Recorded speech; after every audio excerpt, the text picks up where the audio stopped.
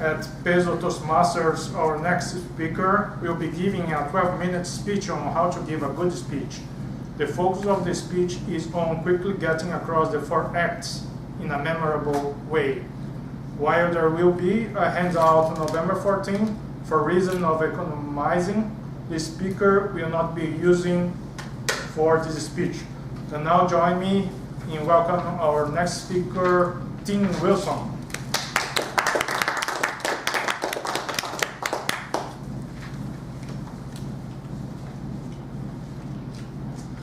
Do you want to become a good speaker? Want to become a better speaker? You want a better speaker? Yeah. Most of you, good. Good. You're in the right room. That's good. All right. Yeah, I was the same way. I want to become a better speaker when I joined Toastmasters many years ago. We old people like Ken don't like to be asked how many years ago, but it was many years ago. I thought, I want to become a better speaker. And the great thing is Toastmasters did help me do that. They have techniques and speaking methods that help me become a better speaker. So I become a better speaker, but am I a good speaker? You see, it's very easy to become a better speaker. I mean, you start here and go to here, you're a better speaker, right? But if you start here and go to here, you're probably a good speaker. So how do you do that? So I started wondering, am I a good speaker? Am I really a good speaker? The more I thought about it, I said, I don't think I am. I think I've learned some things, but I know what good speakers are, and I don't see myself fitting in with that good speaker kind of pantheon up there. It's just not really happening. So the question sort of consumed me is, well, how do you figure out who's a good speaker? And so I asked a friend of mine, Rocky Romero, about this tall, black hair, nice guy, salesman. I said, Rocky, I want to become a good speaker. How do you become a good speaker? He said, well, Tim, what you need to do is you need to talk to good speakers. Makes sense, right? Well, fortunately in Toastmasters, there are one good speaker chosen every year at the World Championship of Public Speaking. You want to hear of this? You know about this? Just happened here recently, if you don't know, in Chicago. And there's one speaker chosen from all over the world. So I thought, okay, whoever wins the World Champion of Public Speaking probably is a good speaker, probably knows what they're doing. So I became a virtual student. Started getting the DVDs, the programs, just the phone calls, everything I could find from these guys who are putting out for me how to become a good speaker. And I found out they were all kind of saying the same thing. They said it in different ways, but it all kind of came down to the same thing. Pretty much that there is a process for becoming a good speaker. And all you have to do is follow the process. I call it the 4 acts. Some of you may have heard of this before. Just as a play can have 4 acts, so your speech is 4 acts. A act, C act, T act, and S act. You have to have all 4 acts if you want to have a good speech. And the first act you know about is the A act of attention. Attention. Because as you're sitting out there in the audience, you hear any speaker, you're going to have one question pop into your mind. Like that. Your first question is, okay, all right, but who is this speech for? Who is this speech for? Who is this speech targeted at? Who really should be hearing this? Maybe you've been in a situation where in a business meeting or you're at some presentation and it just occurred to you that this speech really isn't for me. If you had that situation, I'm in the wrong room, or that's the wrong presenter up there. Something's wrong because it's just not working out. You know that situation? Yeah, exactly. And you know who the speech is for. Fortunately, there's a simple, easy way you can make sure that your audience knows the speech is for them. That is simply to use the you. Use the you. Use the word you in your speeches. It will connect much better than we or I or other things. You is an intimate word. You basically says, hey, you. That's more effective than, hey, I. Hey, we. It just doesn't have the same punch to it as the word you does.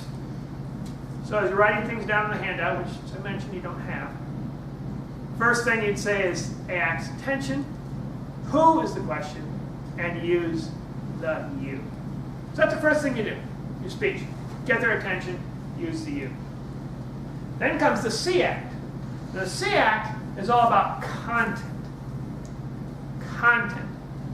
Because once your audience is thinking, well, you've done this before too. You're sitting in the audience saying, okay, speech is for me. Speaker's clearly addressing me. Great, fine, I've got my attention. Then that other question pops up. Say, okay, yeah, but what really is the problem? You see, if there isn't a problem, there isn't a speech. With me on that? Does that make sense? Pretty much. Not a problem, you know, with speech. If you're listening to a speech and if they are talking about everything is great and your life is perfect and everything's wonderful and you don't need to change and everything's just, you're thinking, okay, that's nice, but why am I here? Why did I pay money? And hear you talk about how great everything is for me because I can just go at home and look in the mirror and say, hey, everything's great, you're wonderful, you're beautiful, you're fabulous. I don't need you telling me that. I need a problem, an issue. So if you don't have a problem, right there again, you stop listening. So you've got to say, what's the problem? And it's got to be a real problem. If you hear a speech and you're thinking, it's not a real problem, I don't care if it's a problem, no big deal, then that's it. You stop listening right there. And again, going back to that hypothetical business meeting, you had a situation where you've heard about something coming up and you thought, that's not really a problem, or it's not really a problem for me. You heard about that? It happened in those business meetings. We don't talk about James. Yeah, it happens with business meetings. You're thinking, this is not a problem. You know, they're going on and on and on about it, and I got the president there and the vice president, and everybody's all talking about this thing. You're thinking, this is not a problem. You're wasting my time, people. It's a horrible experience. You haven't been through it, trust me, it's a horrible experience. But you don't want your audience to suffer through that thing. So make sure you got a problem. And the way you make sure they understand what the problem is, you grow the conflict. See, every problem has to do with a conflict. Somebody wants something, somebody's stopping them from getting it. You want to grow that conflict, build it, make it bigger and bigger and bigger all the time. So as you're giving this story, telling the story, just grow the conflict. So there's a problem that becomes bigger and bigger and huger. So just to recap, CM's content, the question is what? And then the word is to grow the conflict. That's what you want to do. So there you are. In the audience, you're thinking, okay, this is a problem. This is a big problem. This is a huge problem. It's a worldwide, global problem. And maybe at some point you start freaking out a little bit. You start thinking, uh-oh, this is big. This is global. This could crash everything. It could destroy the entire world. Think of climate change. That sort of a problem. That's the sort of problem you want to have. As a speaker, you really want to freak out the audience just a little bit. Because you want to scare them. Because once they get all scared, they're ready for the T act. It's got to be a problem. It's got to be a big problem. You have to grow the conflict. Because it's all building up in the T act of technique. Technique. Because at this point, hopefully if you're sitting there in the audience, you're thinking, oh, this is a big problem. This is a real issue. You start thinking, okay, oh, well, what do I do? What should I handle it? How am I going to solve this problem? You've dumped this huge problem on me. How am I going to solve it? So speaker, that puts you in a pretty powerful position, right? You can solve that problem you just created. All of a sudden, you got people probably really interested in trying to solve this problem because it's big, it impacts them, they're worried about it, they're freaking out about it, they're ready to go. So that's a great position for the speaker to be in. But there's one situation that come up that causes an issue for speakers. It's what if you create this huge problem and then the audience leaves and they remember the problem, but they don't remember your solution for the problem.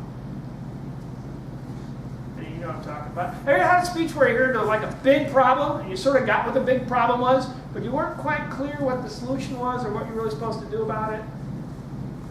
Like, okay, I get it's a huge problem, but what exactly am I supposed to be doing about it? Or you couldn't remember it? And all members, oh, this is a horrible problem. So your whole audience remembers, oh, this is a great problem, but they can't remember how to solve the problem. Well, that doesn't help you, the speaker, at all. So what you want to do is you want to make sure you have a phrase that stays. Phrase that stays, just 10 words or less to stick in your audience's mind. 10 words or less to stick in your audience's mind. That's all you need. Phrase that stays, because that way your audience will remember your problem. Now maybe you're wondering, Tim, what the heck is a phrase that stays? Well, you've heard a couple of them, hopefully. Use the you. Use the you. Hopefully you remember that afterwards. Or grow the conflict. Grow the conflict. Simple, memorable phrases you can use. Even phrase that stays is a phrase that stays. You want to make sure you remember those things afterwards. So when you leave here today, hopefully you think, oh yeah, I remember. Right, there's an issue about challenge of how do you become a better speaker, but no, it's all right. I use the you, grow the conflict, create a phrase that stays. No problem. I'll solve the problem. Become a good speaker. That's all there is to it. That's the important thing. You want your audience to walk out. When they walk out, you want to make sure that they remember that solution.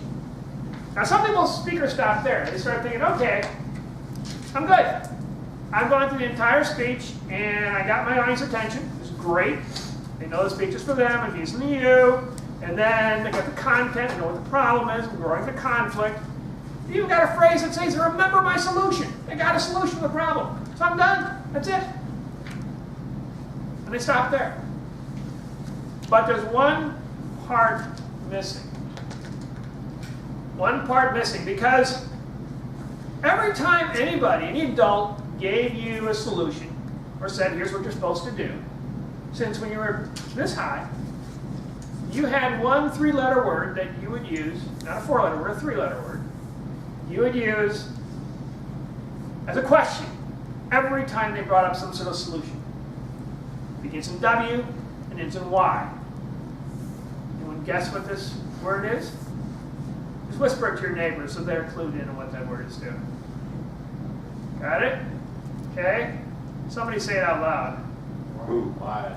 Who? Close. Missing a letter there. Begins in W, ends in Y. Why? All right. The rest of you, why? Who for you? But for the rest of you, it's why. Here's James. This is what you need to do. Who?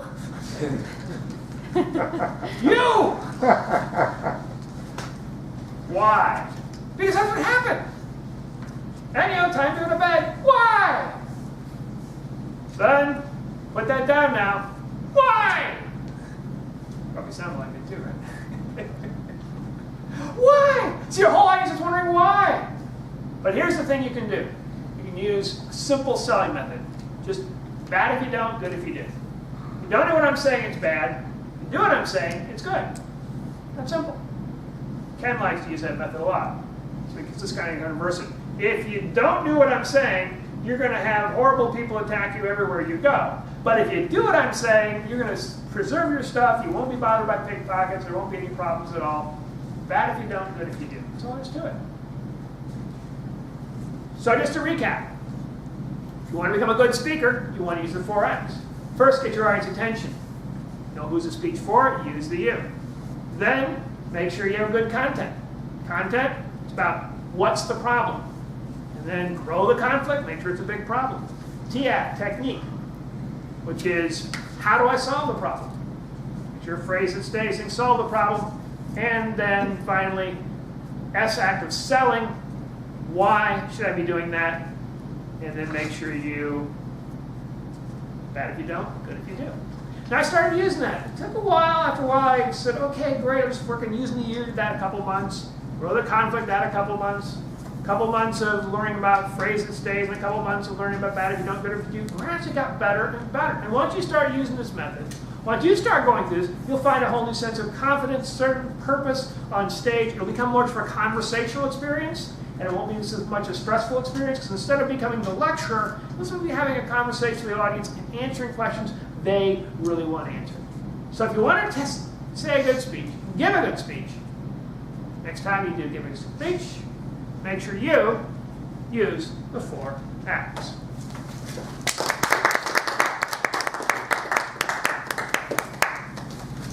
Okay, now we're gonna